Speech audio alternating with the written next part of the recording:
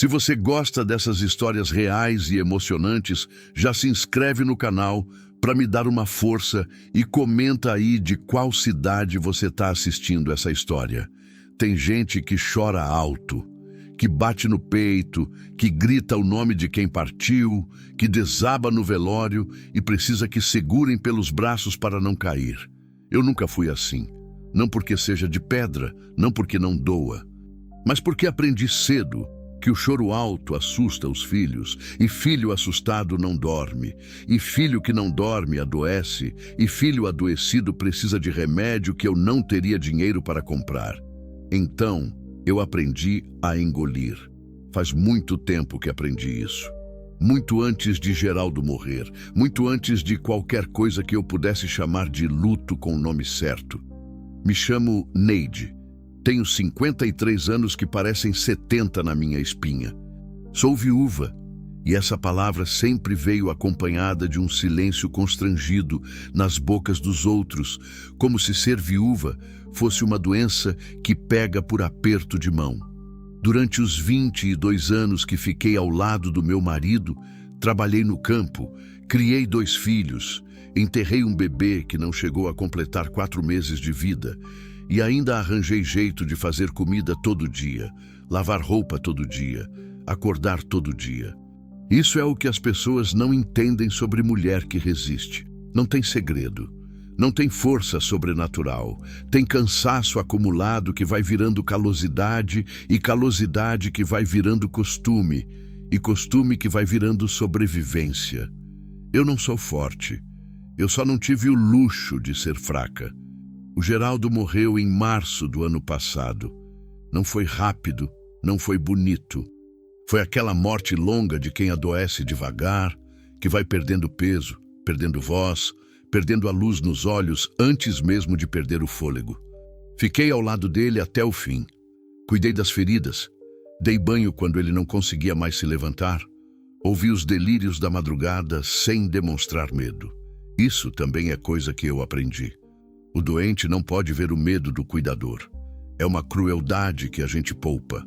Quando ele foi, eu senti um alívio que me envergonhou. Não de perdê-lo, mas de ver o sofrimento dele acabar. Esse alívio ficou guardado no fundo do peito como uma culpa suja, daquelas que a gente não conta nem em confissão. Meus filhos se chamam Edivaldo e Cíntia.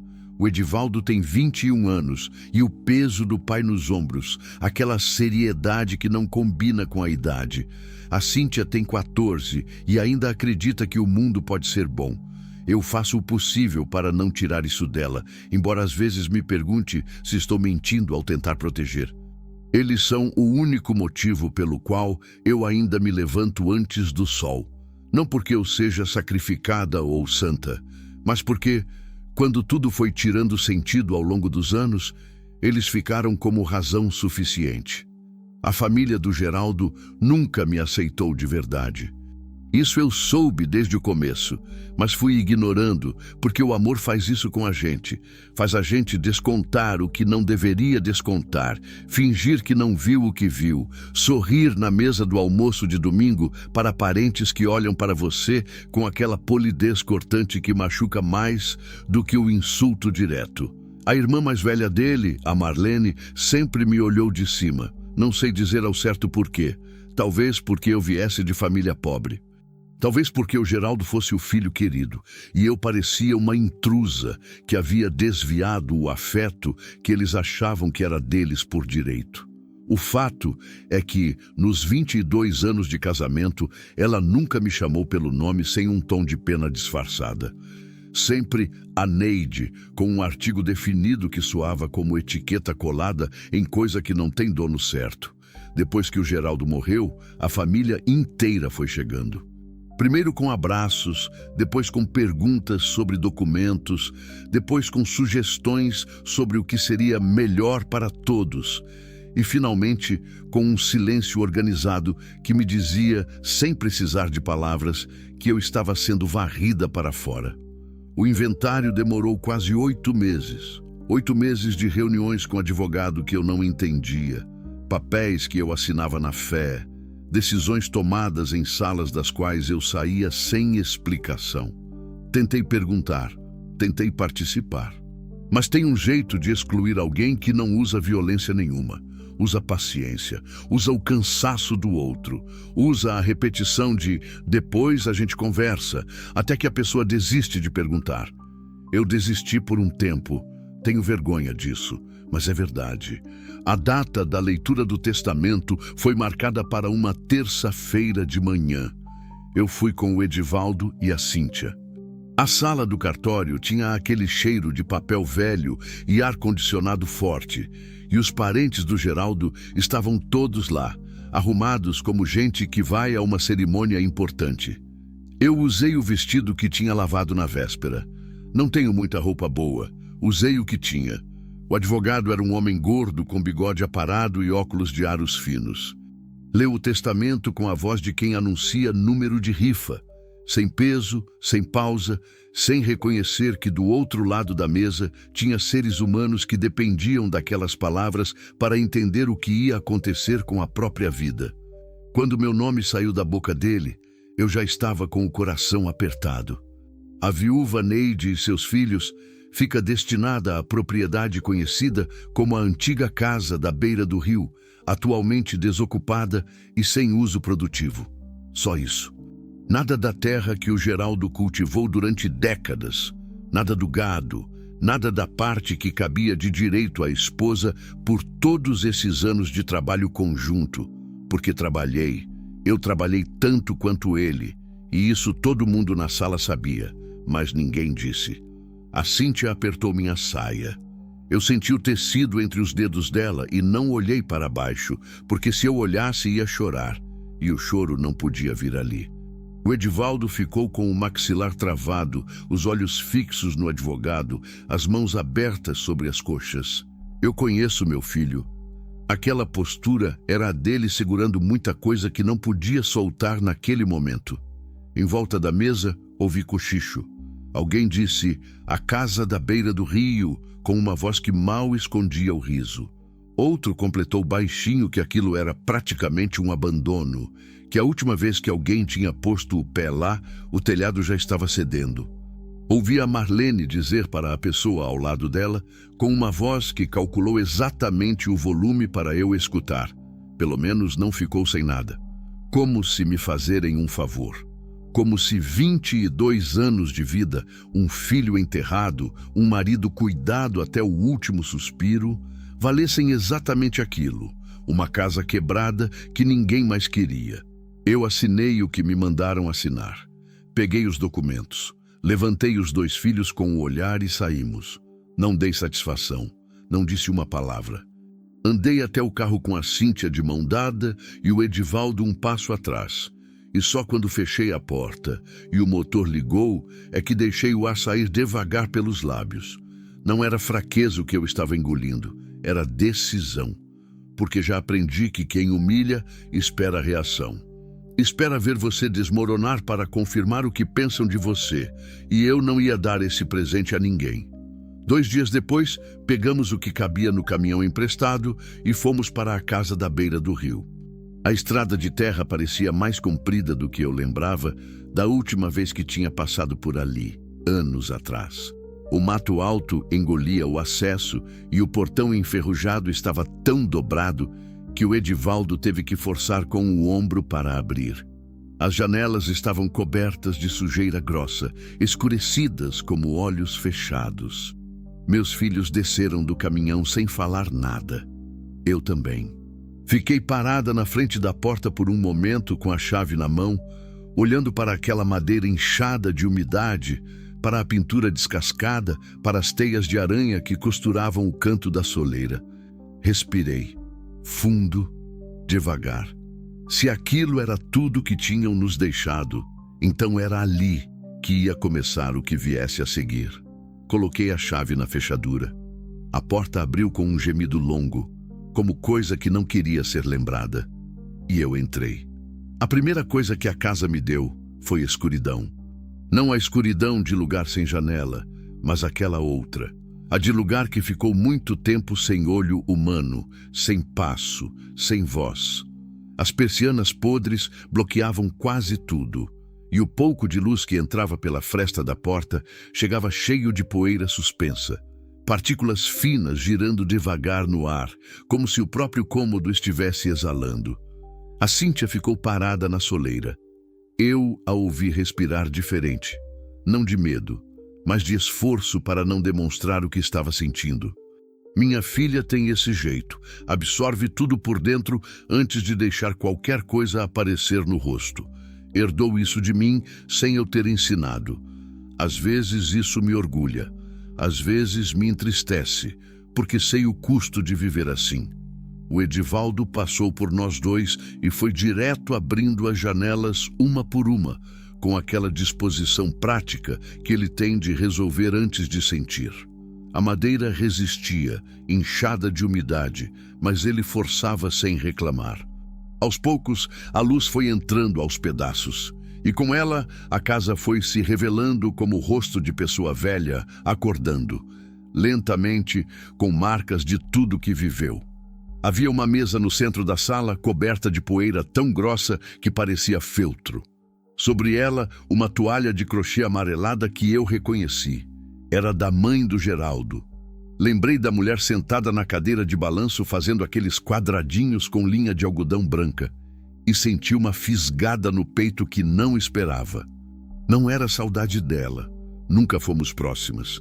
Era saudade de uma época em que eu ainda não sabia o que estava por vir. Fui passando de cômodo em cômodo devagar, como quem faz vistoria e inventário ao mesmo tempo. A cozinha tinha o fogão a lenha ainda de pé, pesado, de ferro fundido, com aquela presença sólida de coisa que não cede. A pia estava manchada de ferrugem e um dos azulejos da parede tinha caído, deixando um buraco cinza que parecia ferida exposta. A despensa ao lado estava vazia, exceto por uma lata de banha com a tampa corroída e 3 espigas de milho ressecadas penduradas no teto por uma guita podre. No corredor, havia retratos virados para a parede. Isso me parou. Não sei quem os virou. Não sei se foi alguém da família do Geraldo quando fecharam a casa, se foi o tempo que os derrubou e alguém os encostou assim sem cuidado, ou se havia outra razão. Mas ali estavam, 4 molduras, todas com o rosto escondido, como gente que se recusa a testemunhar. Virei o primeiro com cuidado. Era uma foto antiga, preto e branco, de um casal que eu não reconhecia de imediato. Olhei mais e vi. Era o pai do Geraldo jovem, com uma mulher de cabelos presos e sorriso tímido. Não tinha legenda, não tinha data. Virei o segundo. Era uma fotografia colorida, desbotada pelo sol de tanto tempo, de uma festa de aniversário. Crianças em volta de um bolo, entre elas um menino magro de cabelo cortado rente, que eu demorei 1 segundo para reconhecer como o Geraldo de uns 7 ou 8 anos. Segurei aquela foto por um tempo mais longo do que precisava. Tenho uma crueldade específica em amar alguém por décadas e depois ser tratada como se esse amor não tivesse existido.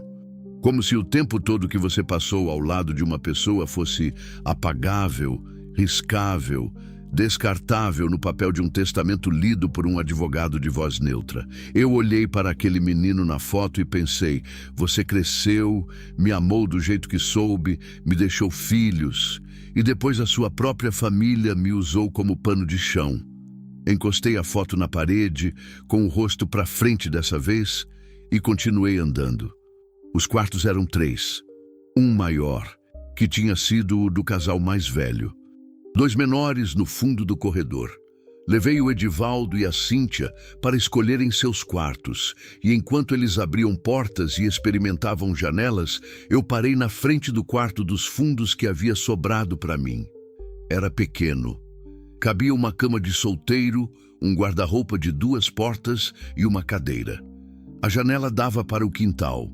E o quintal, por sua vez, dava para os fundos onde começava a vegetação mais densa, a capoeira fechada que subia devagar em direção ao morro.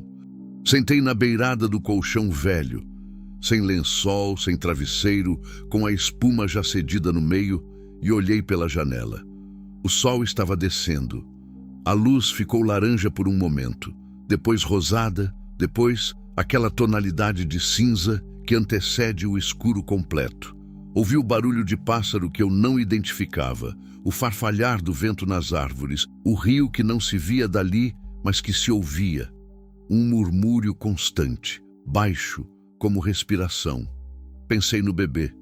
Não é sempre que ele vem. Mas tem horas que sim, e eu aprendi que não adianta resistir.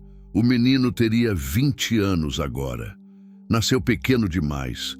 Ficou 4 meses. Foi embora numa madrugada de inverno enquanto o Geraldo dormia e eu estava com ele nos braços, sentindo a respiração rarear. Eu sabia. O corpo de mãe sabe antes da mente. E mesmo assim fiquei parada, segurando, porque largar parecia errado, parecia desistir. Enterramos ele num março frio. Eu não desmoronei no cemitério. Voltei para casa, fiz almoço, lavei louça, dobrei roupa. Só quando o Geraldo saiu para o galpão é que eu fui para o banheiro, abri o chuveiro com água fria e chorei embaixo da água por um tempo que não soube medir. Nunca contei isso para ninguém. Guardo muita coisa que não tem para quem contar. Naquela noite, arrumamos os 3 colchões no quarto maior, lado a lado, porque as crianças não disseram, mas eu senti que nenhum de nós ia querer dormir separado ainda. Fizemos uma refeição simples com o que tínhamos trazido. Arroz cozido no fogareiro de camping que o Edivaldo tinha pegado emprestado, sardinha de lata, pão dormido. Comemos sentados no chão porque não tinha outra opção. E a Cíntia fez uma piada sobre piquenique que arrancou um sorriso do irmão. E eu sorri também. De verdade, não de esforço. Meus filhos são minha melhor coisa. Depois que eles dormiram, eu fiquei acordada. Não é novidade. O sono e eu temos uma relação difícil há muitos anos. Fico olhando para o teto enquanto minha cabeça passa em revista tudo que ficou por resolver, tudo que deveria ter dito e não disse, tudo que preciso fazer no dia seguinte. É um inventário que não termina. Mas naquela noite, no meio desse inventário habitual, meu pensamento foi pousando num detalhe que eu tinha notado mais cedo e não havia processado ainda. No canto da sala, parcialmente escondido atrás de um guarda-roupas que alguém havia empurrado de lado, havia um armário antigo, de madeira escura, pesada, com ferragem de latão, trancado, com um cadeado de argola que parecia novo demais para o resto da casa, novo demais e fechado com uma firmeza que não combinava com o abandono. Aquilo tinha sido trancado por alguém, com intenção. Fiquei pensando nisso até o sono vir, bem devagar, bem resistente como sempre. De manhã cedo, antes dos filhos acordarem, eu me levantei. Esquentei água no fogareiro, tomei um café ralo em pé na cozinha, olhando pela janela para o quintal ainda coberto de neblina. O rio fazia seu barulho de sempre.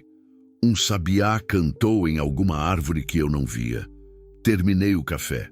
Deixei a xícara na pia e fui até o armário. Passei a mão pela madeira escura. A ferragem estava fria.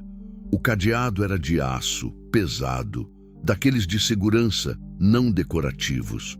Puxei com força. Não cedeu. Voltei para o quintal e procurei entre as ferramentas velhas que o Edivaldo tinha empilhado no canto do galpão na noite anterior. Havia uma enxó enferrujada, uma foice sem cabo, 2 cabos de picareta apoiados na parede. No fundo, encostado na tábua, havia um pé de cabra de ferro batido, curto, mas sólido. Peguei o pé de cabra, voltei para dentro, enfiei a ponta na argola do cadeado e forcei. O metal gemeu, forcei mais. A argola cedeu de uma vez, com um estalo seco que ecoou na sala vazia, e o cadeado caiu no assoalho com um baque pesado. Abri as 2 portas do armário. O cheiro que saiu era de papel velho, de couro, de naftalina. Dentro havia prateleiras, e nas prateleiras, organizados com um cuidado que me surpreendeu, havia documentos, maços de papel amarelado dentro de capas de papelão, cadernos de capa dura com as lombadas numeradas à mão, envelopes fechados empilhados em ordem, uma caixa de sapatos tampada com um elástico ao redor. Fiquei parada por um momento, olhando para aquilo tudo. Minha mão estava tremendo quando alcancei o primeiro maço. Comecei a ler, devagar, com cuidado, porque a letra era miúda e o papel estava quebradiço nas dobras. Eram escrituras, contratos de compra e venda, registros em cartório, recibos com datas que iam de muito antes do nosso casamento até poucos anos atrás.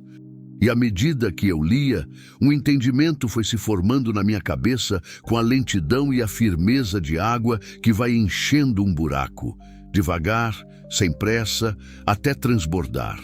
Aquela casa não era o refúgio do inventário. Aquela casa era outra coisa completamente.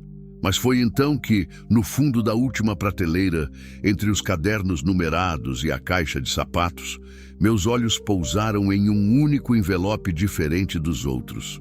Menor, sem remetente, sem destinatário.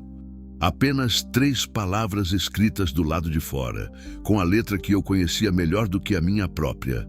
Para a Neide. Minha mão parou no ar. O Geraldo havia escrito aquilo, naquele armário que estava trancado, naquela casa que ninguém queria. Havia uma carta esperando por mim. Sentei no chão ali mesmo com os joelhos dobrando sozinhos e segurei o envelope com os 2 lados da mão como se fosse coisa frágil, como se pudesse desfazer se eu apertasse errado.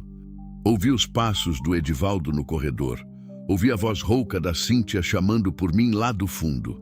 Segurei o envelope contra o peito por um segundo e então, com os dedos que ainda tremiam, comecei a abrir. A primeira coisa que a casa me deu foi escuridão. Não a escuridão de lugar sem janela, mas aquela outra. A de lugar que ficou muito tempo sem olho humano, sem passo, sem voz. As persianas podres bloqueavam quase tudo.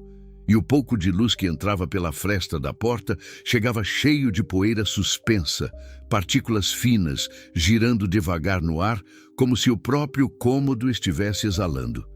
A Cíntia ficou parada na soleira.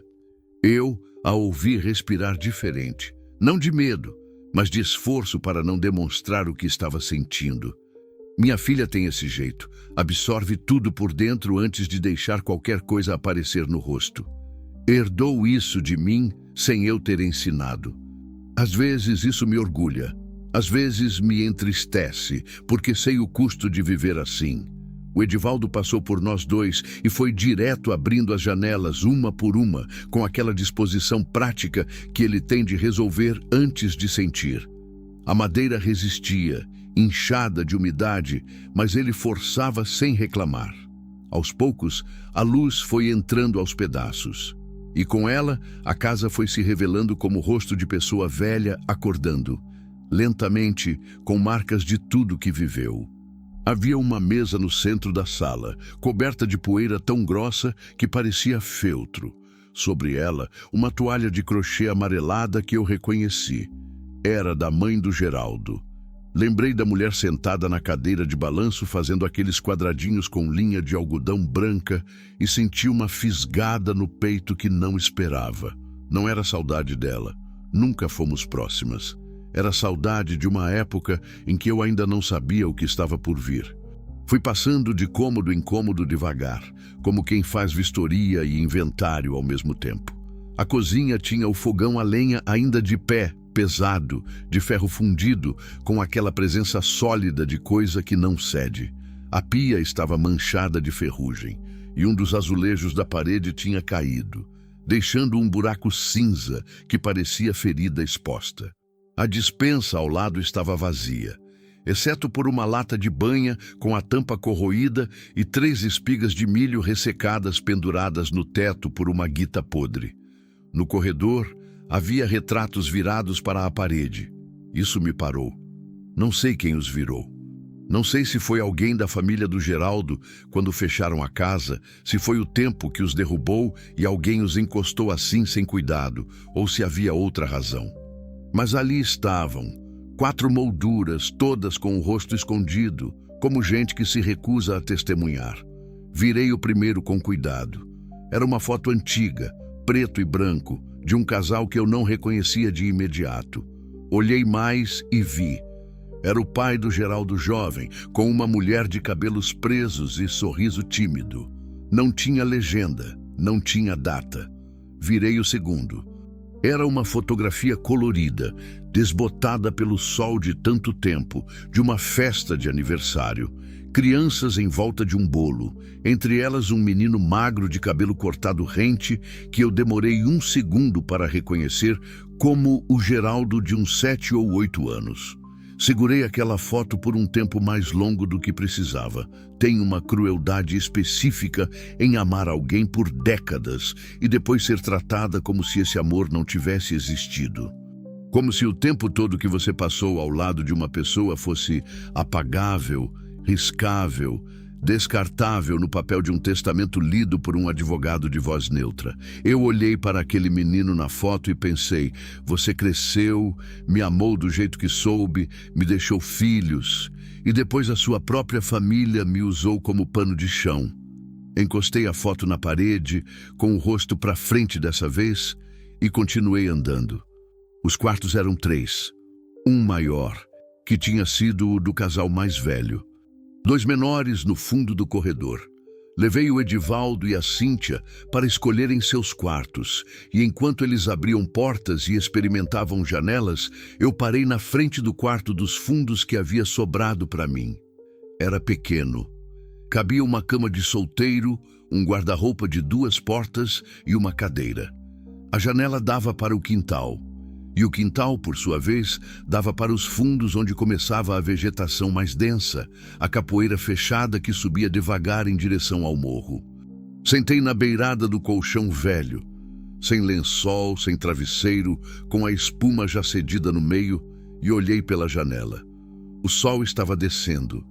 A luz ficou laranja por um momento, depois rosada, depois aquela tonalidade de cinza que antecede o escuro completo. Ouvi o barulho de pássaro que eu não identificava, o farfalhar do vento nas árvores, o rio que não se via dali, mas que se ouvia. Um murmúrio constante, baixo, como respiração. Pensei no bebê. Não é sempre que ele vem. Mas tem horas que sim, e eu aprendi que não adianta resistir. O menino teria 20 anos agora. Nasceu pequeno demais. Ficou 4 meses. Foi embora numa madrugada de inverno enquanto o Geraldo dormia e eu estava com ele nos braços, sentindo a respiração rarear. Eu sabia. O corpo de mãe sabe antes da mente. E mesmo assim fiquei parada, segurando, porque largar parecia errado, parecia desistir. Enterramos ele num março frio. Eu não desmoronei no cemitério. Voltei para casa, fiz almoço, lavei louça, dobrei roupa. Só quando o Geraldo saiu para o galpão é que eu fui para o banheiro, abri o chuveiro com água fria e chorei embaixo da água por um tempo que não soube medir. Nunca contei isso para ninguém. Guardo muita coisa que não tem para quem contar. Naquela noite, arrumamos os 3 colchões no quarto maior, lado a lado, porque as crianças não disseram, mas eu senti que nenhum de nós ia querer dormir separado ainda. Fizemos uma refeição simples com o que tínhamos trazido. Arroz cozido no fogareiro de camping que o Edivaldo tinha pegado emprestado, sardinha de lata, pão dormido. Comemos sentados no chão porque não tinha outra opção. E a Cíntia fez uma piada sobre piquenique que arrancou um sorriso do irmão. E eu sorri também. De verdade, não de esforço. Meus filhos são minha melhor coisa. Depois que eles dormiram, eu fiquei acordada. Não é novidade. O sono e eu temos uma relação difícil há muitos anos. Fico olhando para o teto enquanto minha cabeça passa em revista tudo que ficou por resolver. Tudo que deveria ter dito e não disse. Tudo que preciso fazer no dia seguinte. É um inventário que não termina. Mas naquela noite, no meio desse inventário habitual, meu pensamento foi pousando num detalhe que eu tinha notado mais cedo e não havia processado ainda. No canto da sala, parcialmente escondido atrás de um guarda-roupas que alguém havia empurrado de lado, havia um armário antigo, de madeira escura, pesada, com ferragem de latão, trancado, com um cadeado de argola que parecia novo demais para o resto da casa.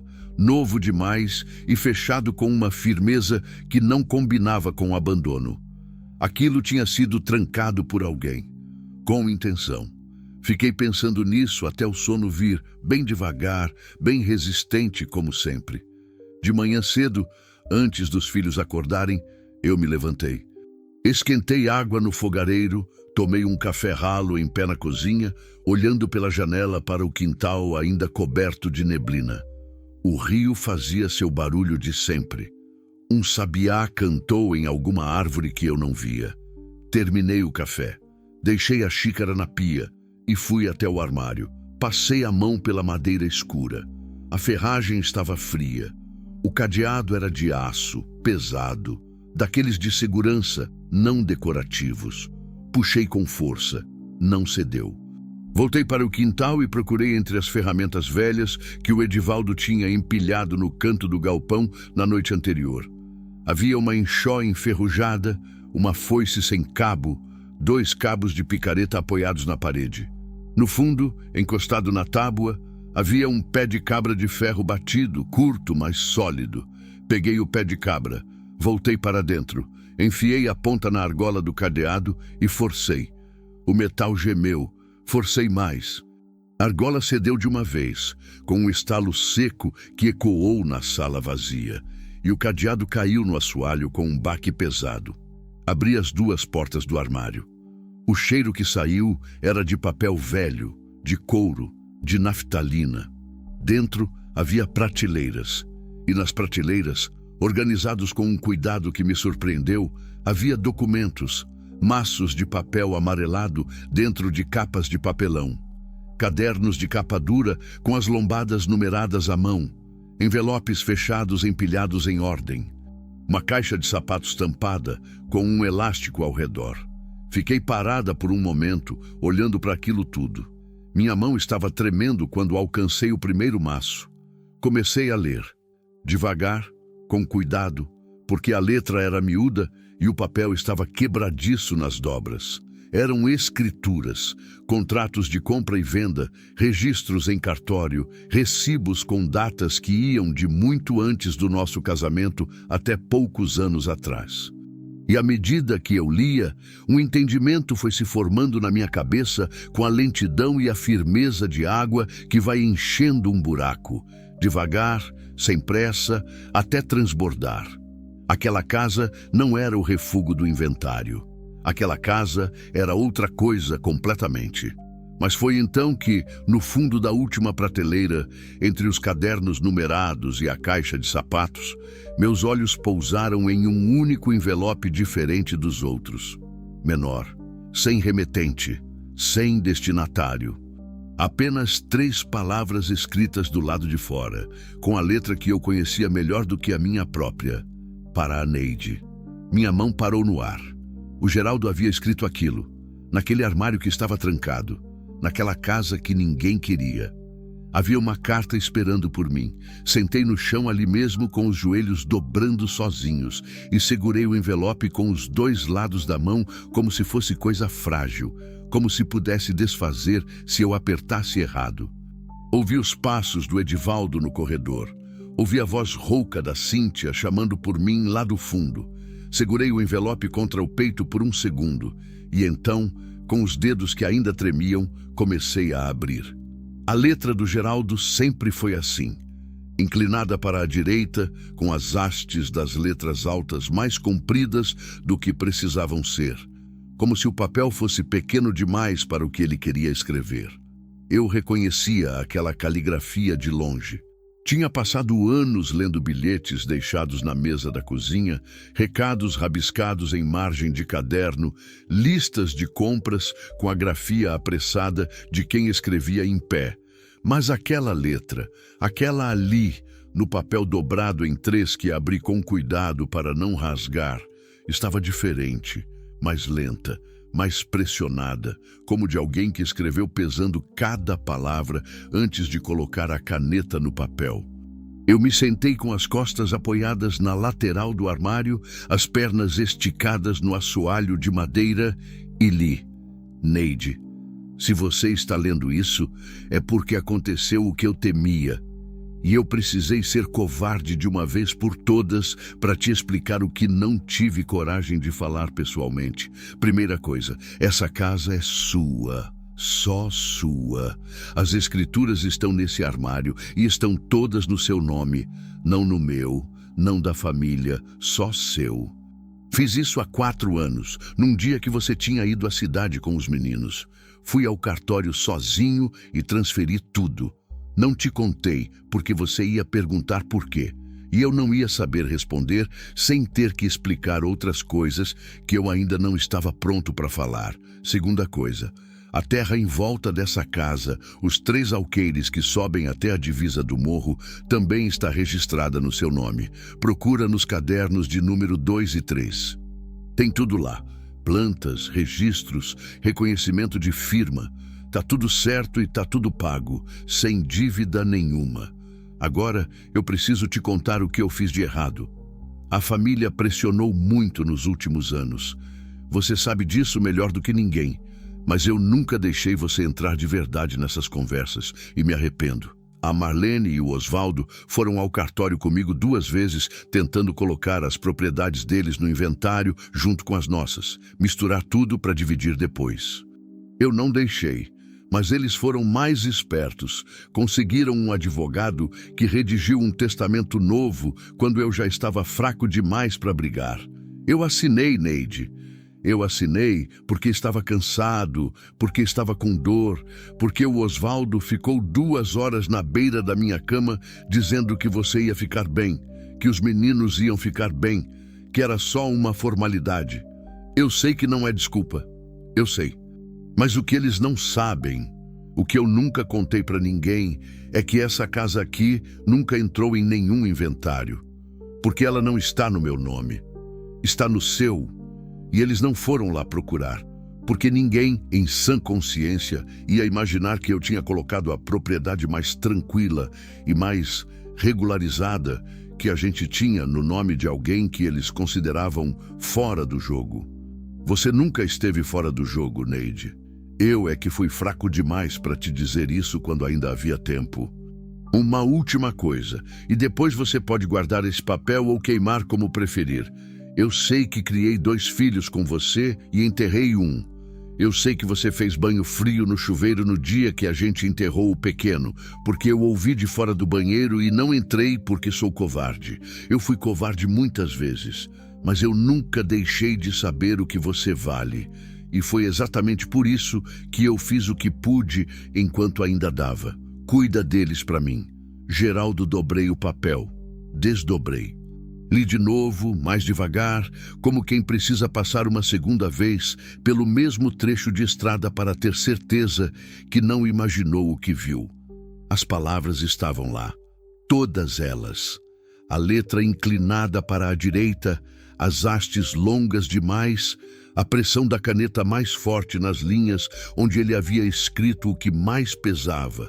Ele sabia do chuveiro. Eu tinha passado 14 anos acreditando que aquele momento tinha sido só meu. Aquele choro embaixo da água fria, aquele luto que fiz sozinha enquanto o resto do mundo dormia. E ele sabia. Estava do outro lado da porta e não entrou. E eu nunca soube e nunca perguntei. E agora ele estava morto, e eu estava sentada no chão de uma casa que era minha, sem eu saber, e lendo uma confissão que ele não teve coragem de fazer olhando no meu rosto. Não sei o que senti. Não tenho um nome simples para isso. Era raiva, sim, de que ele tinha assinado aquele testamento, de que tinha deixado a Marlene e o Osvaldo chegarem tão perto, de que tinha me deixado ser humilhada no cartório na frente dos meus filhos, sem ter me avisado o que estava guardado naquele armário trancado. Era raiva de que ele foi embora sem me dar a chance de brigar com ele por tudo isso enquanto ainda dava para brigar. Mas era também outra coisa, mais difícil de segurar do que a raiva. Era o reconhecimento de que ele tinha tentado, do jeito torto que ele sabia, com a covardia que ele mesmo admitia. Ele tinha tentado garantir que eu não ficasse com nada, que ficasse com o suficiente, que aquela casa, essa aqui, a que eles chamaram de castigo, a que a Marlene mencionou com voz de favor, fosse, na verdade, a única propriedade completamente limpa, completamente minha, que ninguém podia contestar. Fiquei no chão por um tempo que não soube medir. Quando levantei, os joelhos protestaram. Dobrei a carta com cuidado e coloquei de volta no envelope. Peguei o caderno de número 2 da prateleira, depois o 3. Abri o 2 com cuidado, folheando as páginas cobertas com a letra miúda do Geraldo até encontrar a planta da propriedade, um esboço feito à mão com medições nas margens, e abaixo dele, colada com fita, uma cópia do registro em cartório. O nome na escritura era o meu: Neide Aparecida Teixeira de Souza. Com data de 4 anos atrás, reconhecimento de firma e tudo. Fechei o caderno devagar. Mãe? A Cíntia estava na entrada da sala, de cabelo solto e os olhos ainda pesados de sono. Ela olhou para mim, depois para o armário aberto, depois para os papéis espalhados ao meu redor no chão. Não perguntou nada imediatamente. Essa é uma qualidade dela que eu sempre admirei. Ela lê o ambiente antes de abrir a boca. "Tô aqui", respondi. "Você dormiu?" "Um pouco." Ela veio até mim e sentou no chão do meu lado, sem ser chamada, sem pedir licença.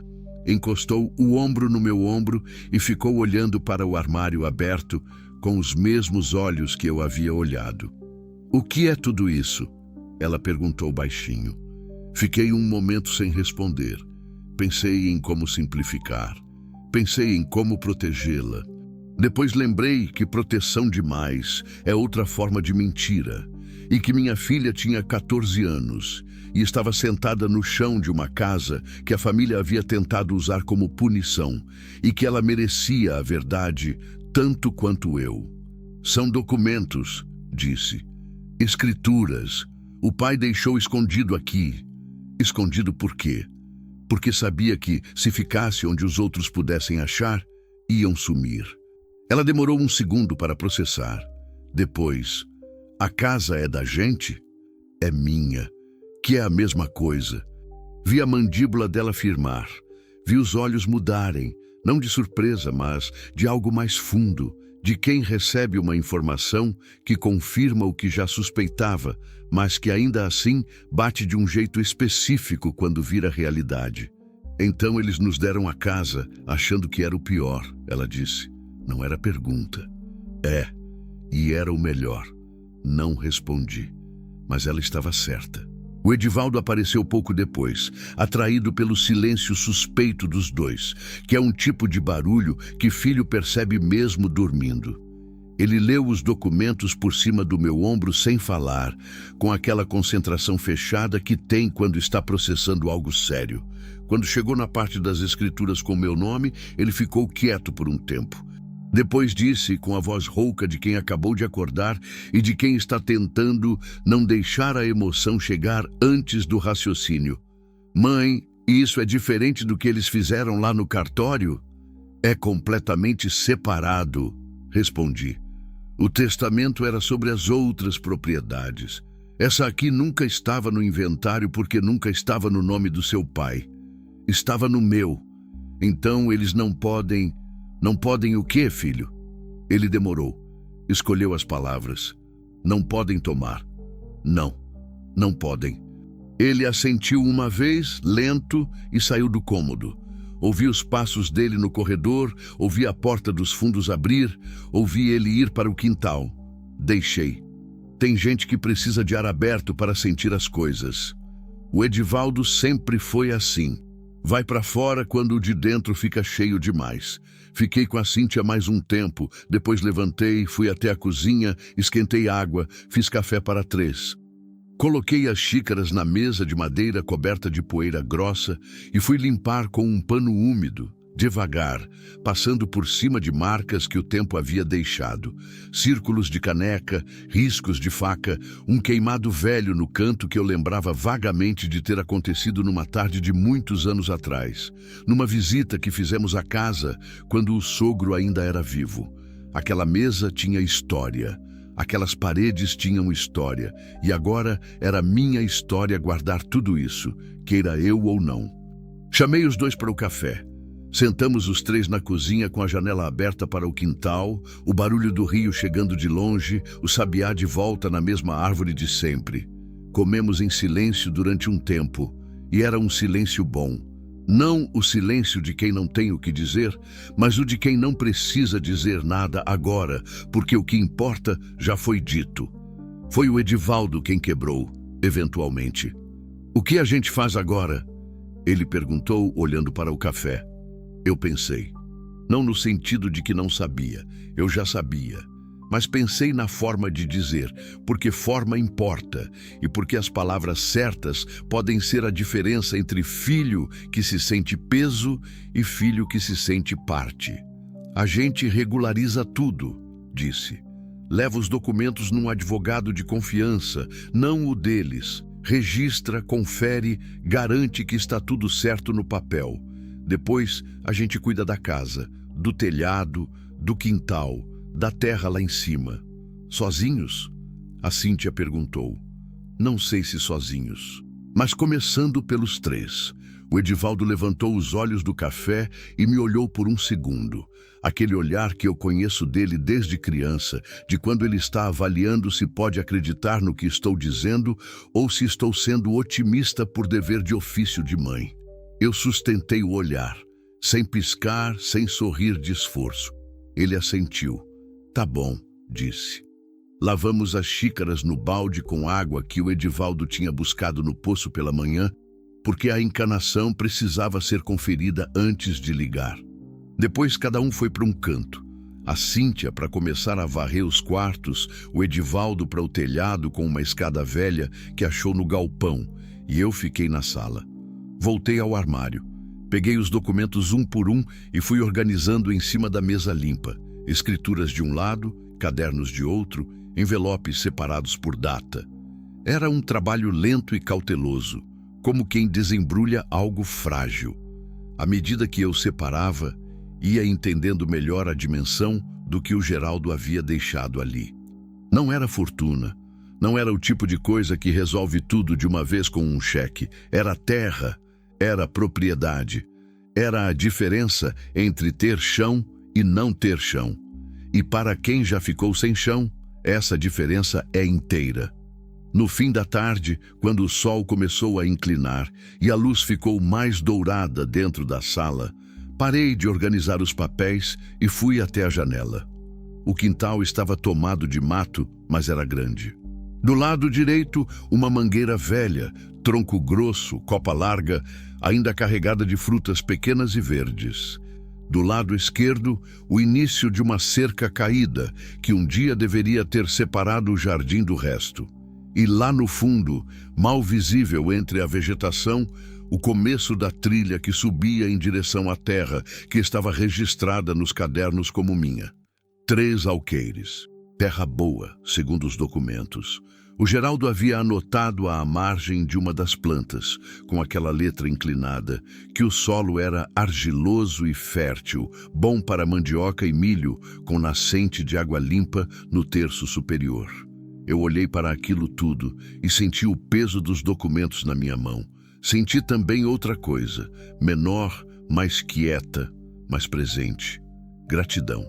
Não do tipo que absolve, não do tipo que apaga a raiva ou justifica a covardia, mas do tipo honesto que reconhece que um homem imperfeito, pressionado, com medo, havia feito o que pôde, que havia trancado uma chave em lugar que sabia que eu um dia ia encontrar, porque me conhecia o suficiente para saber que eu não desistiria de uma casa sem antes abrir cada gaveta, cada porta, cada armário.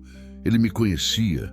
Isso, de alguma forma estranha, doeu e consolou ao mesmo tempo. Quando a noite veio, a casa já estava diferente. Não limpa, longe disso, mas diferente. Com janelas abertas, com cheiro de café velho na cozinha, com o barulho dos meus filhos circulando pelos cômodos, com vida voltando para paredes que tinham ficado muito tempo esquecidas. Deitei naquela cama de solteiro de colchão cedido e fiquei olhando para o teto. Do lado de fora, o rio fazia seu barulho de sempre. Eu tinha escrituras, tinha terra, tinha 2 filhos dormindo no quarto ao lado. E tinha uma carta dobrada dentro de um envelope que guardei na bolsa preta que carregava comigo para todo lado. Não para reler toda hora, mas para saber que estava ali. Às vezes, resistir não é gritar. Às vezes, é só não ir embora quando empurram. Eu não fui. E agora eu precisava descobrir o que fazer com tudo isso que havia ficado. A primeira semana na casa foi de aprendizado do tipo que não tem sala de aula. Aprendi que o telhado tinha 3 pontos de goteira. 2 no corredor, 1 na cozinha, bem em cima do fogão a lenha, o que era um problema prático e também uma ironia que eu não achei graça nenhuma. Aprendi que o poço do quintal tinha água boa, funda, fria, mas que a corda da roldana estava podre e precisava ser trocada antes que arrebentasse no meio de uma busca.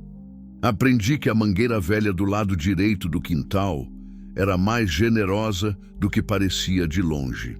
De perto, entre as folhas grandes e lustrosas, havia cachos de manga-espada começando a amadurecer, pequenas e perfumadas, que a Cíntia descobriu numa tarde e trouxe para dentro com o canto da saia cheio delas, os olhos brilhando com aquela alegria simples que eu tentava preservar nela, como preserva a chama de vela em dia de vento. Aprendi também que o silêncio dali era diferente do silêncio da cidade. Na cidade, no quartinho que tínhamos alugado perto do armazém, nos meses antes do inventário, o silêncio era sempre provisório. Sempre havia barulho chegando de algum lugar. Motor de carro, conversa de vizinho, rádio do bar na esquina. O silêncio ali era de pausa, não de profundidade. O silêncio da casa da beira do rio era outro. Era o tipo que envolve, que não assusta, mas exige. Que faz a cabeça trabalhar sem pedir licença, porque não tem barulho externo para cobrir o interno. Nas primeiras noites, aquilo me incomodou. Depois fui me acostumando. Depois, comecei a gostar. No 5º dia, fui a pé até a cidade. Não era longe. Uns 40 minutos de caminhada pela estrada de terra, passando pela fazenda do seu Natalino, que criava gado e tinha um cachorro vira-lata que latia com convicção, mas nunca saía do portão. A cidade era pequena, daquelas com uma praça central, uma farmácia, um cartório, 2 mercadinhos e uma igreja de frente para tudo. Conhecia o lugar de visitas antigas, mas não o suficiente para saber em quem confiar. Fui ao único escritório de advocacia que havia, numa sala acima da papelaria, com uma placa desbotada na escada. O advogado era uma mulher de uns 45 anos, cabelo curto grisalho, óculos redondos, que me recebeu sem cerimônia desnecessária e sem o tipo de polidez que esconde desprezo. Me fez sentar, me ofereceu água e esperou eu falar. Contei o suficiente. Não tudo. Aprendi a medir o que conto e para quem. Mas o bastante para que ela entendesse a situação. Marido morto, inventário feito, casa e terra recebidas como se fosse sobra, documentos encontrados que provavam que a propriedade estava no meu nome há anos e não havia integrado o espólio. Ela ouviu sem me interromper, fez anotações num bloco de papel amarelo. Quando terminei, ficou um momento em silêncio, revisando o que havia escrito, e então olhou para mim por cima dos óculos. A senhora trouxe os documentos? Abri a bolsa e coloquei as cópias na mesa. As originais eu havia deixado guardados no armário de volta, com o cadeado novo que o Edivaldo havia comprado. Ela examinou com atenção, folheando devagar, erguendo uma sobrancelha aqui e ali. Está tudo regular, disse eventualmente. A transferência foi feita em cartório, com reconhecimento de firma, registrada no RGI. Isso não entra em inventário porque saiu do patrimônio do seu marido antes da morte. É da senhora, sem contestação. Eles podem tentar contestar mesmo assim. Podem tentar qualquer coisa. Ela respondeu com a honestidade direta de quem já viu de tudo. Mas não tem base jurídica, a menos que consigam provar que a transferência foi feita sob coação ou em fraude contra credores, o que não parece ser o caso aqui. O senhor, seu marido, era lúcido e sem dívidas na época do registro? Era. Então está seguro. Saí do escritório com um recibo de honorários que não era barato, mas que era justo. e com a sensação estranha de que o chão embaixo dos meus pés havia ficado um pouco mais firme. Não muito, mas um pouco. Na volta, parei na beira da estrada por um momento. Havia um trecho onde a vegetação abria e dava para ver o morro de longe. O mesmo morro cujo terço superior estava registrado nos cadernos como minha terra. Daqui eu não conseguia ver a nascente que o Geraldo havia anotado à margem da planta, mas eu sabia que estava lá. Água limpa, ele havia escrito, boa para beber e para irrigar. Fiquei olhando para aquilo por mais tempo do que precisava.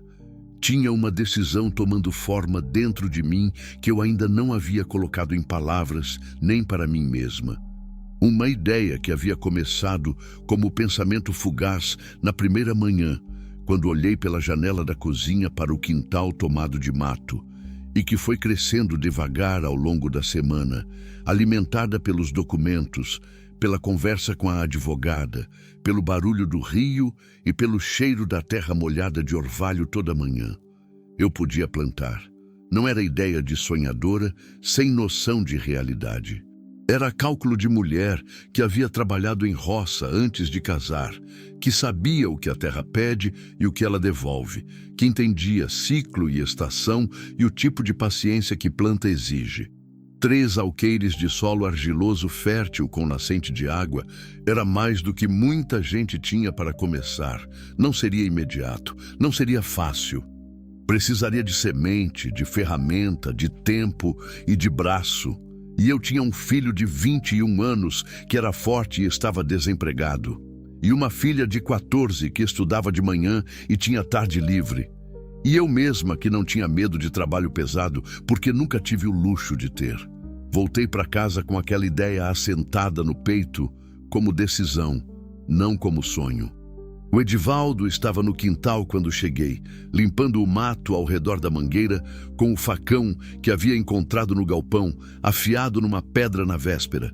Ele me olhou quando eu entrei pelo portão, leu meu rosto, que filho bom faz isso, leu o rosto da mãe antes de perguntar qualquer coisa e esperou. Deu certo, disse. A casa e a terra são nossas sem discussão. Ele assou uma expiração longa pelo nariz. Não sorriu de imediato. Não é do feitio dele a alegria rápida. Mas eu vi os ombros baixarem 1 milímetro, aquela tensão específica que ele carregava na nuca desde o dia do inventário, cedendo um pouco. E agora? Ele perguntou. Agora eu te conto o que eu tô pensando, disse. Mas deixa eu entrar e tomar água primeiro. Sentamos os dois na varanda dos fundos, que era uma laje de cimento descoberta com 2 cadeiras de madeira carcomida que ainda aguentavam peso se a gente se sentasse com cuidado. A Cíntia veio se juntar a nós com uma manga que havia descascado com um canivete, cortada em fatias, que distribuiu sem ninguém pedir. Comi a minha em silêncio por um momento, olhando para o quintal limpo que o Edivaldo havia aberto, a terra escura aparecendo embaixo, onde antes havia só mato. Terra escura é sinal de terra boa. Isso eu sabia desde menina. Contei meu plano. Sem enfeite, sem romantismo excessivo, contei como planejamento mesmo, com o que tínhamos, o que precisávamos, o que era possível no curto prazo e o que levaria mais tempo. Mandioca para começar, porque é resistente e o mercado local sempre absorve. Milho junto, que a terra e o clima pediam. Eventualmente, uma horta no quintal para consumo próprio e venda de excedente na feira da cidade. A nascente lá em cima precisava ser verificada antes de qualquer coisa. Se a água era boa e constante, como o Geraldo havia anotado, mudava muito a equação. O Edivaldo ouviu tudo com a testa franzida de quem está calculando junto. A Cíntia ficou quieta, mas eu a via absorvendo cada palavra com aquela atenção dela, que parece passividade, mas não é. Quando terminei, o Edivaldo ficou um momento em silêncio. Eu sei plantar mandioca, disse eventualmente. O senhor Benedito me ensinou quando eu tinha uns 12, lembra? Passei um verão inteiro ajudando ele na roça. Lembrava. O seu Benedito era vizinho velho de uma propriedade que havíamos arrendado anos atrás. Homem de poucas palavras e muita paciência com criança curiosa. O Edivaldo havia passado aquele verão seguindo ele de manhã cedo, voltando para casa com as mãos calejadas e os olhos cheios do tipo de conhecimento que não vem de livro. Eu também sei algumas coisas, disse a Cíntia, com uma voz que tentava soar casual, mas não escondia que ela queria ser incluída. Eu a olhei. Você estuda de manhã, disse. Isso não muda. Eu sei. Mas à tarde você me ajuda na horta do quintal. Fiz uma pausa. Se quiser, ela quis. Eu sabia que ia querer antes de terminar a frase. Nos dias seguintes, a casa foi mudando de pele aos poucos. O Edivaldo consertou as goteiras do telhado com telhas que encontrou empilhadas no fundo do galpão. Menos do que precisava, mas o suficiente para os pontos críticos.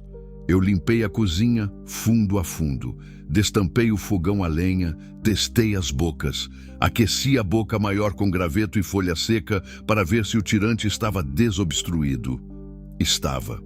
O fogo pegou limpo, a fumaça subiu direto, e naquela tarde cozinhei a primeira refeição quente de verdade desde que tínhamos chegado. Feijão com um toucinho defumado que comprei na cidade, arroz e uma abóbora que o Edivaldo havia achado esquecida no galpão, dura por fora, boa por dentro. Comemos os três em silêncio feliz. Tem comida que não precisa de conversa. No 7º dia, subimos o morro.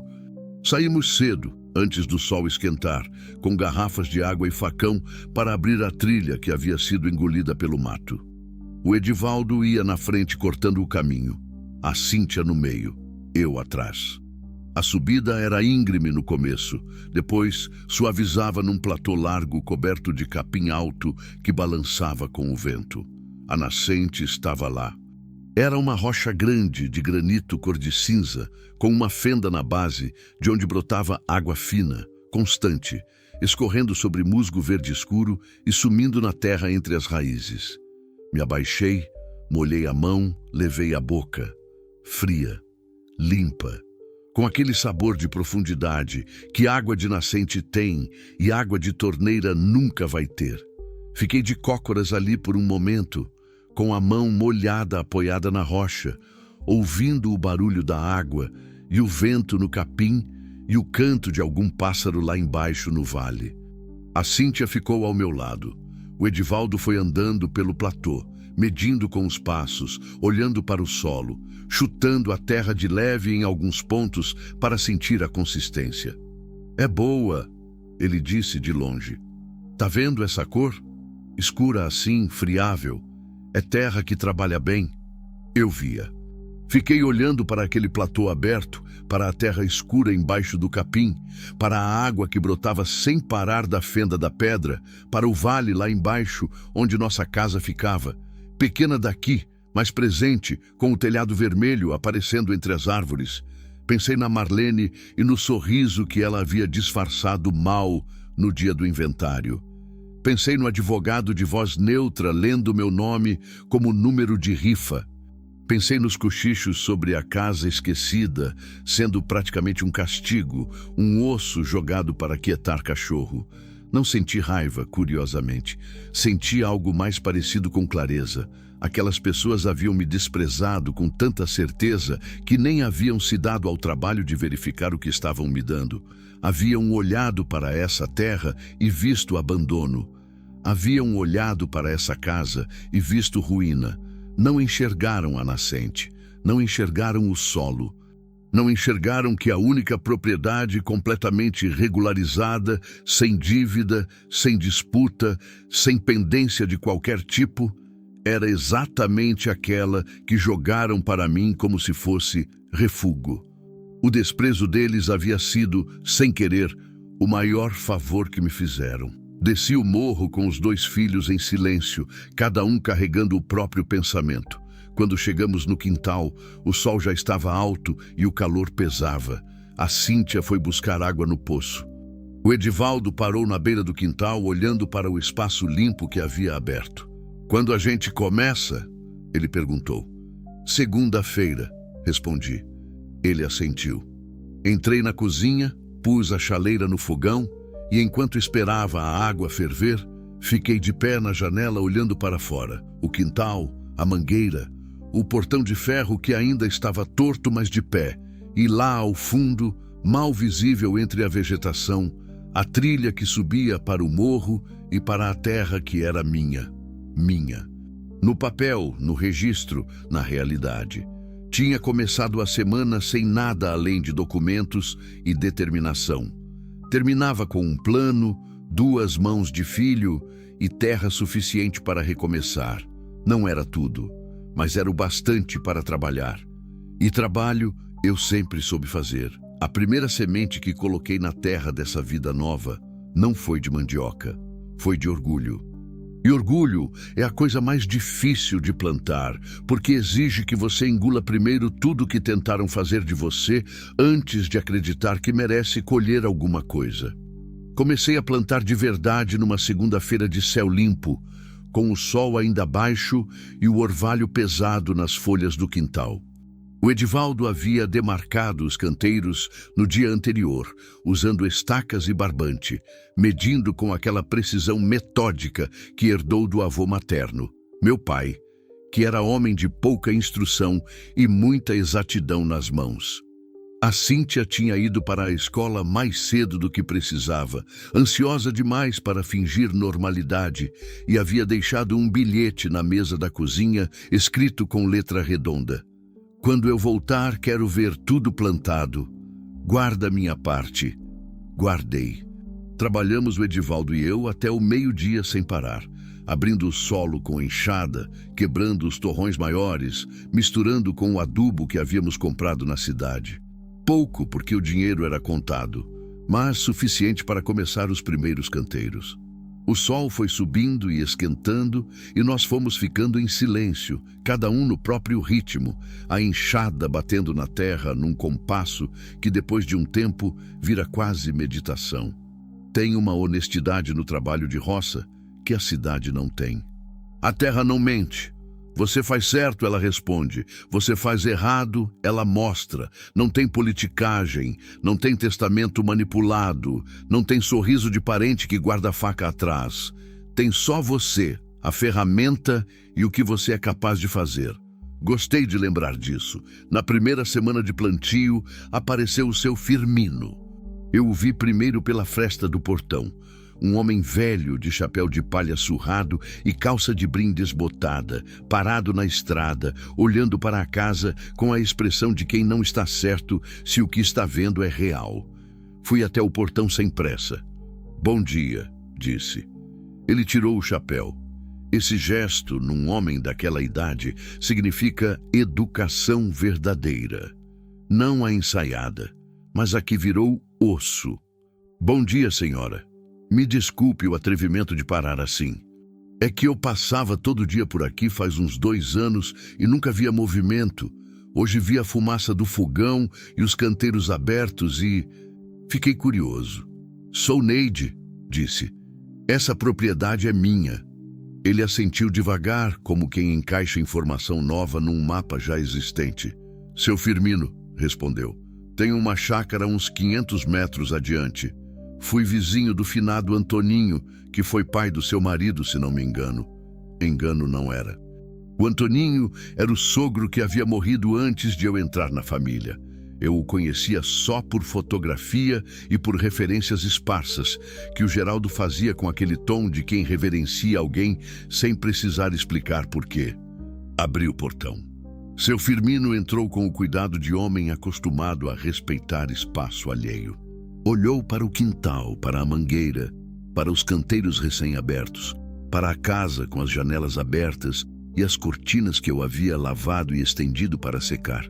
Cortinas antigas, de algodão grosso, que havia encontrado dobradas no fundo de uma gaveta do quarto. Tá tomando jeito, ele disse com aprovação simples. Aos poucos, ofereci café. Ele aceitou sem cerimônia. Sentamos na varanda dos fundos e ficamos um tempo conversando. Ele falava devagar, com pausas longas entre as frases, do jeito de quem tem tempo e não vê motivo para desperdiçar palavras. Me contou sobre a região.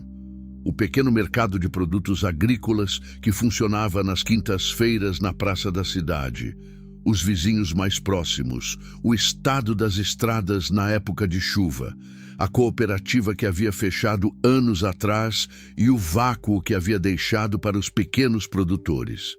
Ouvi tudo. Perguntei quando sentia que precisava perguntar. O seu Firmino era do tipo de homem que tem conhecimento prático acumulado durante décadas e que entrega esse conhecimento para quem demonstra que vai usar, não para quem pede só por curiosidade. Antes de ir, ele parou na beira do portão e olhou para mim com aquela expressão pausada. "A senhora sabe o que tem lá em cima?" perguntou, indicando o morro com um movimento de queixo. "Sei. Fui ver a nascente." "Não é só a nascente. Tem uma mata de araucária no terço de cima que o Antoninho nunca deixou ninguém cortar. São árvores antigas, grossas. E embaixo das araucárias cresce erva mate nativa, espontânea. Anos que não tem ninguém para colher." Fiquei olhando para ele. "Erva mate nativa", repeti. "Nativa e velha. Aquela qualidade que o pessoal da cidade paga bem por um fardo.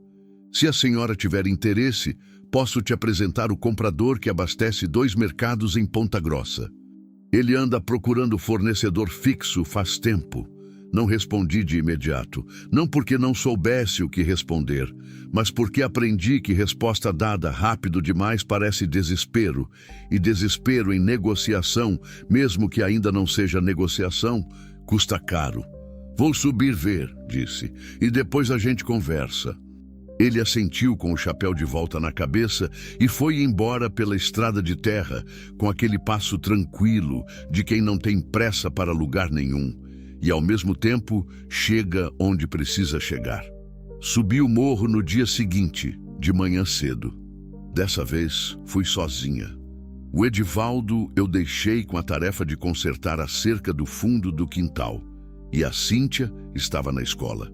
Peguei o facão, a garrafa de água, e subi pela trilha que já havia ficado mais aberta da última vez. O platô era o mesmo. A nascente, o capim balançando, a terra escura, mas desta vez fui além do platô, seguindo para o terço superior onde o terreno subia mais uma vez em direção ao cume, e foi lá que encontrei as araucárias. Parei. São árvores que pedem pausa. Não tem jeito de chegar na frente de uma araucária velha e continuar andando como se fosse coisa qualquer. O tronco era grosso demais para 2 braços alcançar. A copa subia em camadas horizontais, aquela silhueta de guarda-chuva invertido que é marca delas, contra um céu que daqui estava mais próximo do que parecia lá de baixo. E embaixo, entre as raízes expostas, na sombra filtrada pelos galhos, cresciam os arbustos de erva mate. Muitos, velhos, de folhas escuras e largas, com aquela aparência um pouco áspera que erva boa tem. Agachei e peguei um galho, passei o polegar na superfície da folha. O seu Firmino não havia exagerado. Fiquei ali um tempo, entre as araucárias e a erva mate nativa, no silêncio do alto do morro, com o vento suave e o barulho distante do rio lá embaixo. Pensei na Marlene e no sorriso contido no dia do inventário. Pensei nos cochichos sobre a casa esquecida. Pensei no advogado de voz neutra. Nenhum deles havia subido esse morro. Nenhum deles havia se dado ao trabalho de caminhar até o cume para ver o que havia ali. Eu havia. Desci com a cabeça trabalhando. Nos dias seguintes, telefonei para o contato que o seu Firmino havia me passado. O comprador se chamava Marcos. Falava rápido e direto, e não perdeu tempo com conversa quando entendeu o que eu tinha para oferecer. Marcou uma visita para a semana seguinte. Eu disse que sim com voz firme, desligando o celular emprestado do Edivaldo com a mão que não tremia mais do que o necessário. Enquanto isso, a rotina da casa foi se firmando como argamassa que seca, devagar, mas sólida. A Cíntia voltava da escola e ia direto para a horta do quintal, que ela havia assumido com uma seriedade que às vezes me fazia rir por dentro. Havia plantado couve, cebolinha, tomate e uma fileira de pimenta que ninguém havia pedido, mas que ela colocou porque, segundo ela, toda horta de verdade tem pimenta. Não discuti, ela estava certa. O Edivaldo havia consertado a cerca, reformado o galpão com madeira reaproveitada e iniciado a limpeza da trilha que subia o morro. Uma limpeza metódica, palmo a palmo, que ele fazia toda a tarde antes do sol cair. Não precisei pedir. Ele avaliou o que era necessário e foi fazendo. Esse é o tipo de filho que faz a mãe respirar mais fundo. Eu cuidava da casa, dos canteiros, das contas, que eram poucas, mas precisavam ser controladas com atenção milimétrica, porque margem de erro não havia. E das comunicações com a advogada, que havia iniciado o processo de consolidação formal de todos os documentos, para que não restasse nenhuma brecha possível. Uma noite, depois do jantar, a Cíntia ficou sentada à mesa enquanto eu lavava a louça e ficou me olhando por um tempo antes de falar. Mãe, a tia Marlene ligou para o Edivaldo hoje. Parei de lavar. Não virei. Fiquei de costas para ela, com as mãos dentro do balde de água morna. O que ela quis. Ele não atendeu. Mas ela deixou o recado com o vizinho do número que ele usa. Disse que quer conversar, que tem coisa importante para tratar. Terminei de lavar a xícara que estava na mão, enxaguei devagar, sequei no pano de prato. Aí sim virei. O Edivaldo sabe? Eu contei hoje à noite. Ele disse que não vai ligar de volta.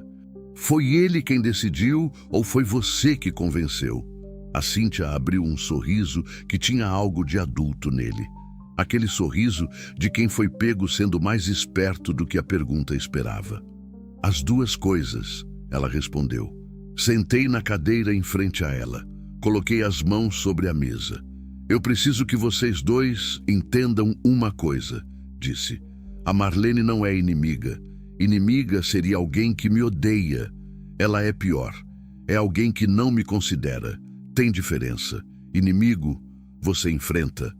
Quem não te considera, você simplesmente deixa de precisar. A Cíntia ficou olhando para mim. Então a gente não atende? A gente não corre. Se ela tiver algo para dizer, vai ter que dizer na hora que for conveniente para nós, não para ela. Minha filha assentiu devagar, com aquela expressão de quem está arquivando informação não só na cabeça, mas no caráter. A visita do Marcos aconteceu numa quinta-feira ensolarada. Ele era um homem de uns 50 anos, robusto, com as mãos de quem trabalhou com terra antes de trabalhar com comércio. Veio com uma caminhonete branca, desceu sem afetação, cumprimentou o Edivaldo com um aperto de mão firme e me cumprimentou com um aceno respeitoso de cabeça. Subi o morro com ele. O seu Firmino também veio, andando um pouco atrás com aquele passo tranquilo de sempre. O Marcos não falou muito durante a subida. Ficava parando aqui e ali, tocando folhas, dobrando galhos, cheirando.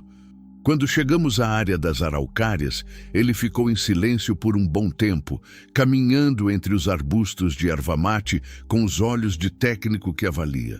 Depois se virou para mim. Quanto tempo essa mata tem sem colheita? Pelo menos 5 anos, talvez mais. Nota-se, as plantas estão vigorosas, sem estresse de superprodução. Ele passou a mão por um galho mais grosso. Isso aqui é qualidade superior, senhora Neide. Erva nativa velha desse tamanho não aparece todo dia. Eu sei. Ele me olhou com uma expressão ligeiramente diferente. Acho que havia esperado que eu não soubesse. Negociamos ali mesmo, em pé entre as araucárias, com o vento suave e o seu Firmino sentado numa raiz grossa, fumando seu cigarro de palha em silêncio de testemunha. Eu havia pesquisado preços antes. Havia pedido ao Edivaldo para ir à lan house da cidade e levantar o valor de mercado de erva mate nativa em fardo. Cheguei na conversa com o número na cabeça, não com ingenuidade. Quando o Marcos fez a primeira oferta, eu deixei o silêncio durar 3 segundos antes de responder. Preciso de mais 10% sobre esse valor, disse. e contrato de fornecimento por 2 anos com cláusula de reajuste semestral. Ele me olhou. Depois olhou para o seu Firmino, que estava examinando a brasa do cigarro com atenção excessiva para alguém que não estava participando da conversa. A senhora já negociou antes, disse o Marcos. Não era pergunta. Aprendi que quem não negocia paga a diferença depois. Fechamos em 8% acima da primeira oferta, com contrato de 18 meses e cláusula de revisão. Não foi tudo o que eu havia pedido, mas foi mais do que ele havia oferecido e foi com minha assinatura. Não com a de parente nenhum, não com a de advogado deles, com a minha. Descemos o morro, os 4 juntos. O Marcos foi embora com um aceno da janela da caminhonete. O seu Firmino ficou mais um café e antes de ir me disse, com aquela economia de palavras que era o estilo dele: o Antoninho ia gostar de saber que isso aqui está em boas mãos.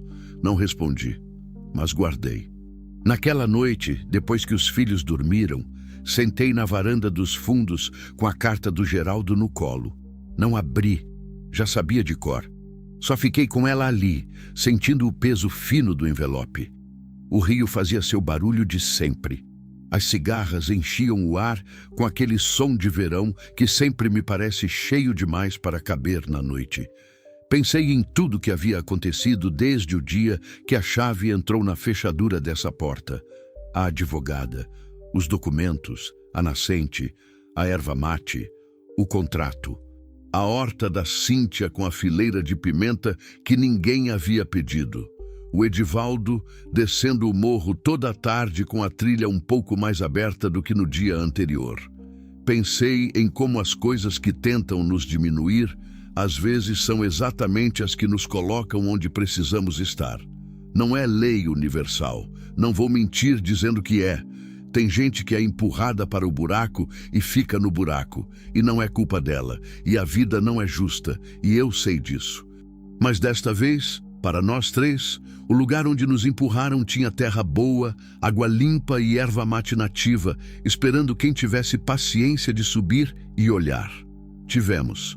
Guardei a carta no bolso do avental. Entrei. Tranquei a porta. Amanhã tinha muito trabalho. Sempre tem. O outono chegou sem avisar, como sempre faz. Uma manhã, eu estava na varanda com o café e percebi que o ar tinha mudado. Não de temperatura ainda, mas de qualidade. Tinha aquela leveza seca que antecede a mudança, aquele cheiro de terra se preparando para algo diferente. As folhas da mangueira estavam mais escuras. O céu acordou com uma claridade diferente, mais branca do que azul. E o rio lá embaixo parecia mais quieto, como o bicho que percebe o tempo antes da gente. Fazia 4 meses que havíamos chegado nessa casa.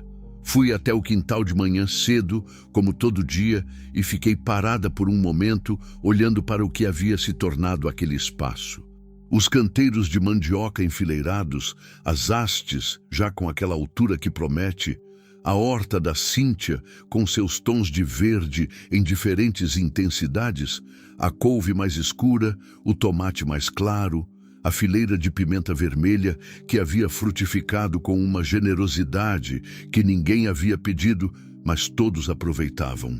A cerca consertada, o galpão reorganizado, a mangueira podada com cuidado pelo Edivaldo numa tarde que ele havia passado em cima de uma escada discutindo com os galhos mais teimosos.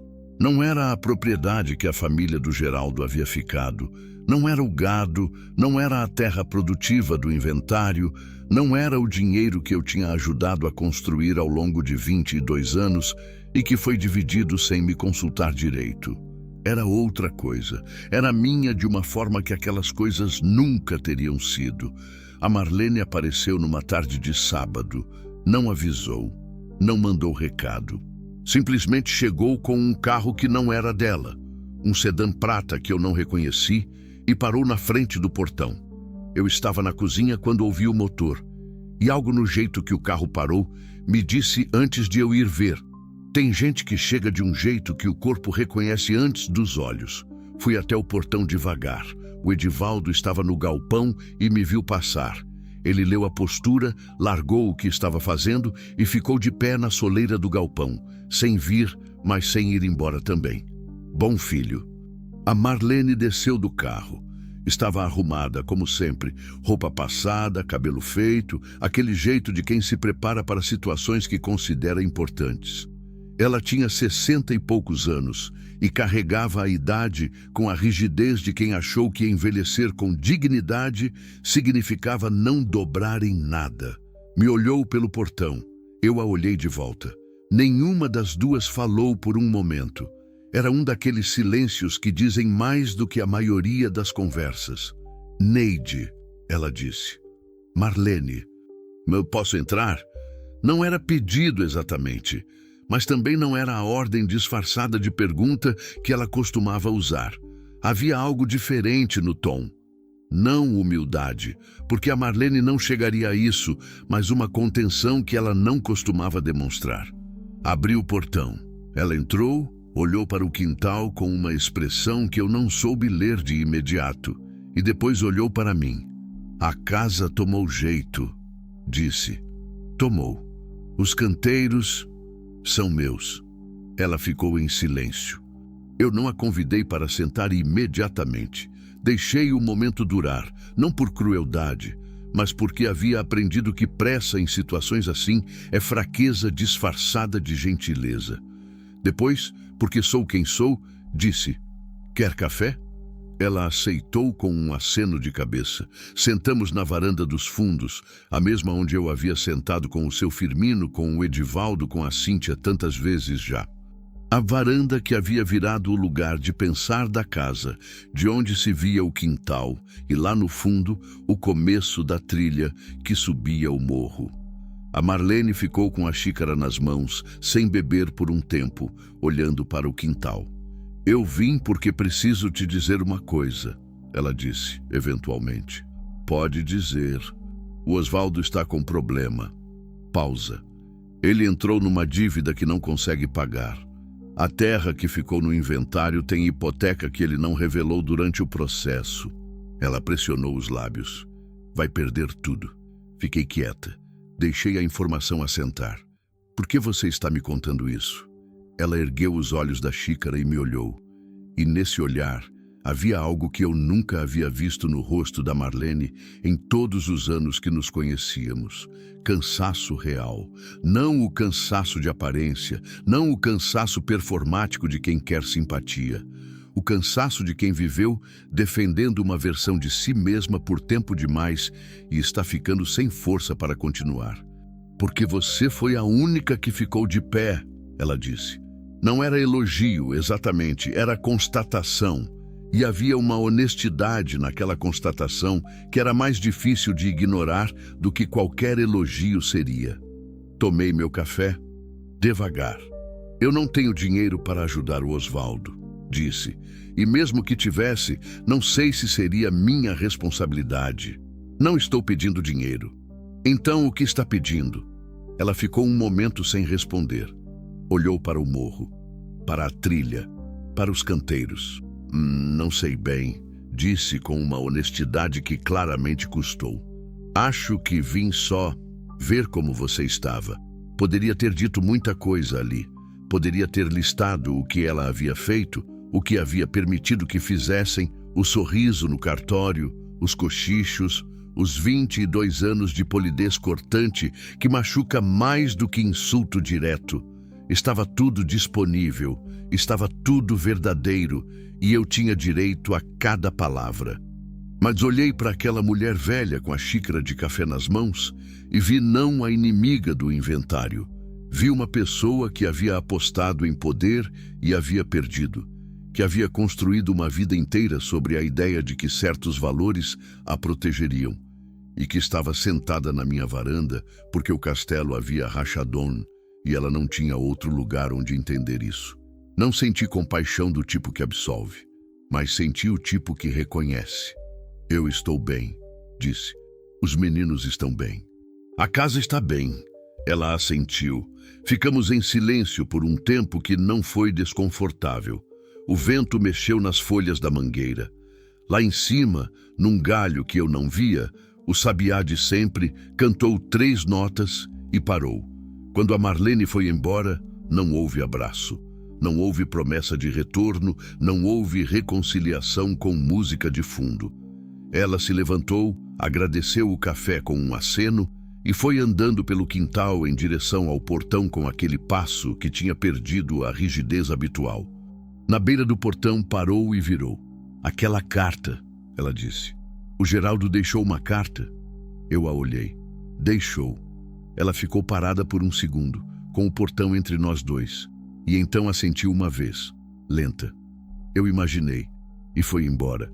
Fiquei parada no quintal até o carro sumir na curva da estrada de terra. Depois voltei para dentro, fui até a cozinha, lavei as 2 xícaras no balde e as coloquei de cabeça para baixo para secar, como faço todo dia. O Edivaldo apareceu na porta da cozinha. Tá bem? Tô. Precisar de alguma coisa? Não. Ele ficou um momento me observando com aquela expressão dele de avaliação silenciosa. E então assentiu e foi embora. Deixou-me com o meu. Naquela noite, depois do jantar, a Cíntia trouxe para a mesa um caderno escolar e disse que estava fazendo um projeto para a escola sobre produção agrícola familiar e que precisava de dados sobre nossa propriedade. Número de metros quadrados plantados, variedades, estimativa de produção, fonte de água. Fez as perguntas com aquela seriedade jovem que às vezes me fazia esquecer que ela tinha 14 anos. Respondi, cada uma com cuidado. O Edivaldo foi ajudando com os números que ele controlava melhor. Em algum ponto da conversa, sem que ninguém tivesse planejado, estávamos os 3 desenhando no caderno a planta da propriedade. O quintal, os canteiros, a trilha, o platô, as araucárias, a nascente. A Cíntia desenhava, o Edivaldo media de memória. Eu indicava onde ficava cada coisa. Era um mapa simples, feito a lápis num caderno de escola. Mas era o mapa da nossa vida e quem havia traçado cada linha éramos nós. Tem uma coisa que eu aprendi nessa história toda e que não cabia em nenhuma das conversas que tive, nem com a advogada, nem com o seu Firmino, nem com o Marcos da erva mate, nem mesmo com os meus filhos. Aprendi que humilhação só tem o poder que a gente empresta a ela. Não estou dizendo que não dói. Doeu.